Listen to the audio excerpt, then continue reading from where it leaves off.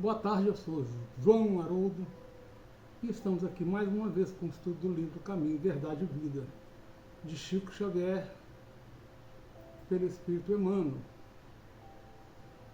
capítulo 67, Os Vivos do Além. Vamos ver o que diz aqui o Evangelho. E eis que estavam falando com ele dois varões que eram Moisés e Elias. Lucas 9, capítulo 9, versículo 30. Ou seja, estavam falando com ele, esse ele é Jesus, né? Jesus estava conversando com Moisés e Elias no Monte do Tabor.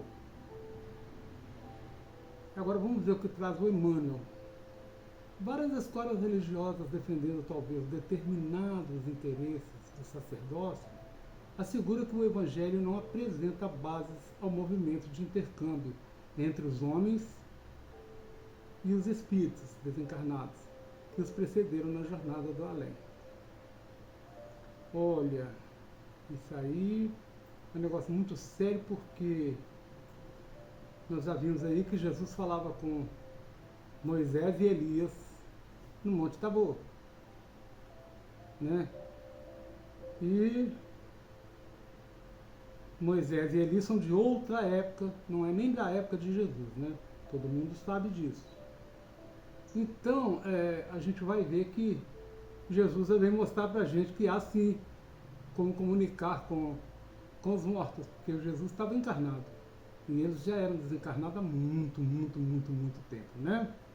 Então, por aí já vem provar que não, que o interesse desse pessoal, dessas religiões aí, sei lá, de esconder essas coisas, ou de não entender, né? De não dizer assim esconder, mas de não entender, né? E de não querer aceitar, é uma bobagem, porque o próprio Moisés já falava com as pitonisas, já consultava as pitonisas, e as pitonisas consultavam quem para falar com Moisés?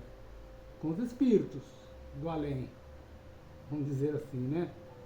E a gente vê muitas e muitas e muitas provas de que se fala assim com o mundo espiritual. Há uma comunicação do mundo material com o mundo espiritual. A gente vê que sim. E há sim, tem muitas provas disso, e uma delas maior é essa de Jesus com Moisés e Elias. Os apóstolos, os espíritos, os discípulos de Jesus estavam lá. 3 deles assistindo eles, 3 apóstolos. Então, até disseram que a roupa deles estava tão alva que doía a vista, tão branca que estava, tão bonita que estava, né? Então, está aí uma prova. Entretanto, nessa passagem de Lucas, vemos o mestre dos mestres confabulando com 2 entidades egressas da esfera invisível, que o sepulcro é a porta de acesso. Ou seja, vimos Jesus confabulando com eles, como eu disse, né, conversando com eles, que são 2 entidades desencarnadas, e Jesus encarnado conversava com eles pessoalmente. Então, há sim essa grande e maravilhosa possibilidade de comunicação com os espíritos desencarnados. Aliás, em diversas circunstâncias, encontramos o Cristo em contato com almas perturbadas ou perversas, aliviando os padecimentos do infortúnio, afortunados, perseguidos. Todavia, mentalidade dogmática encontrou aí a manifestação de Satanás, inimigo eterno, insaciável, que não existe, né? Não é verdade, né? Satanás não existe, existem espíritos maléficos, ou maléficos, tanto faz, maléficos. E que vem nos perturbar, que vinha perturbar naquela época, eles não sabiam o que era, então eles diziam que era o demônio, que era Satanás, que era o anjo caído, o decaído, como queiram, né? Mas não é nada disso, né? Não é nada disso. Tem aquele rapaz que Jesus foi curar e perguntou para via que o menino estava perturbado, eles jogavam ele no chão e tal, aquela confusão toda, e perguntaram para ele. Jesus perguntou para ele: quem está aí? Qual é o seu nome? E o que ele falou? Ele falou que eles eram muitos, né? Que eles eram bastantes. Então Jesus é, perguntou se eles queriam largar o menino e entrar nos porcos. Ele foram nos porcos, os porcos pularam no rio ou no mar. Então, como que não há comunicação com os espíritos desencarnados? Como que não há? E outra coisa, né? A gente viu aí uma figura maravilhosa, né? O mineiro do século, né, passado, Francisco Cândido Xavier, tratar de tantas cartas consoladoras, né? Mostrar tanta coisa para as pessoas, através de quê? De pessoas que já se foram, parentes, filhos, pai, irmãos, mãe, e assim por diante, né? Quanto que a gente viu disso aí, quanto que a gente acompanhou disso, né? Através do nosso irmão maior, aí nosso grande irmão Chico Xavier, né? Então a gente vai ver que não é bem assim. Aqui, porém, trata-se de sublime acontecimento no labor. Não vemos qualquer demonstração diabólica, e sim dois espíritos gloriosos em conversação íntima com o Salvador. E não podemos situar fenômeno em associação de generalidade. Porquanto, os amigos de outro mundo que falaram com Jesus sobre o monte foram devidamente identificados, que era Elias e Moisés. Não vimos aí demônios nenhum, né? Porque o pessoal das igrejas fala que é tudo demônio, que é o espírito, o anjo caído, decaído. E não é bem assim, né? A gente bem sabe que o Divaldo Franco tem a Joana de Anjos como mentora. A gente sabe que o Chico Xavier tinha Emmanuel, que o Chico Xavier tinha André Luiz e muitos outros, o Dr. Bezerra de Menezes, o médico dos pobres. A gente sabe que essa história não bate legal, né? E aí a gente vai ver também que não se registrou o fato declarando-se, por exemplo, que se tratava da visita de um anjo. Tá vendo? Não era um demônio, mas também não era um anjo.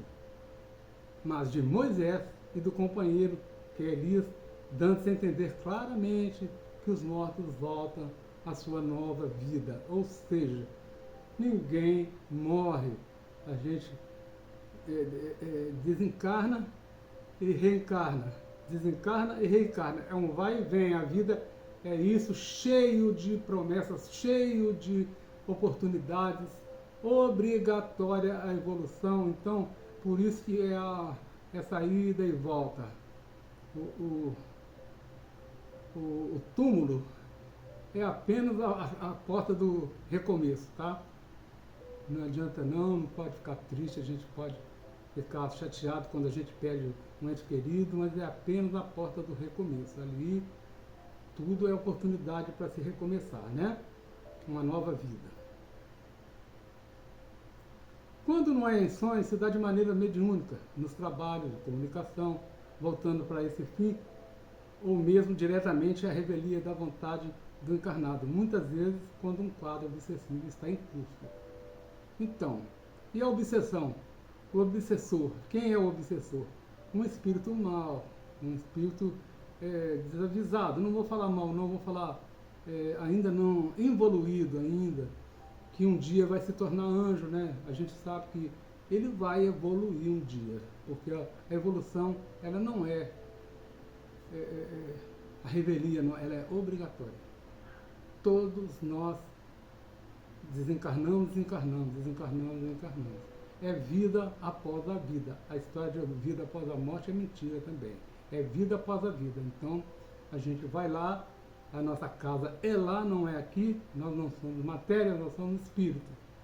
Então, é assim que a banda toca, é assim que a coisa funciona, né?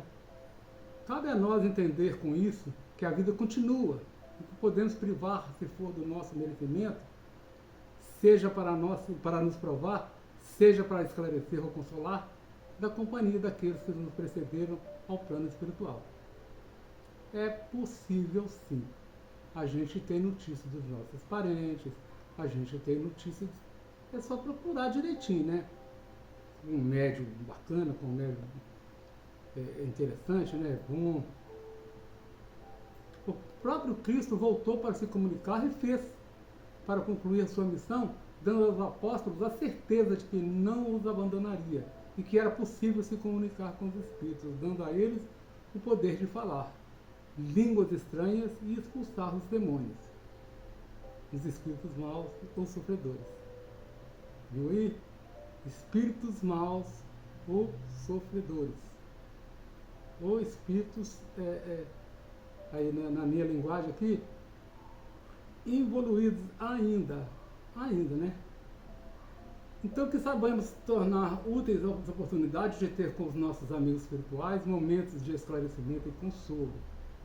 Que saibamos distinguir os bons dos maus espíritos quando nos apresentarem para se comunicarem, conforme João, primeira epístola, capítulo 4, versículo 1. Isso está lá em João, né? Podem procurar na Bíblia, no Novo Testamento, que está lá. Meus bens amados, não acreditei em todos os espíritos, ele disse, mas provai se os espíritos são de Deus, pois muitos falsos profetas se têm levantado no mundo. Olha, veja bem o que João falou lá atrás, hein? Vídeo comentário de Allan Kardec a essa exortação de João, o Evangelho segundo o Espiritismo, capítulo 21, item 7. Ou seja, a gente precisa entender, a gente precisa raciocinar, né? A gente precisa procurar ver na história, na própria história, quando Jesus pergunta assim, quem dizem que eu sou? Uns dizem, você é um dos velhos profetas. Quer dizer, um dos velhos profetas. Então, eles já acreditavam na reencarnação, olha aí. E você é um dos velhos profetas. Aí pergunta para Pedro, Pedro, e tu, quem dizes que sou? Tu és o Cristo, Filho de Deus. Essa pergunta foi feita por Pedro 3 vezes, ele respondeu isso 3 vezes. E assim a gente vê aqui a reencarnação, né? Então, a vida após a morte, a comunicação com os espíritos. Nós, os encarnados, conseguimos comunicar com os espíritos. Por isso que existem os médiuns de todas as espécies, médios videntes, médios audientes, médios de todo jeito, né? Tem médios que veem espíritos, né?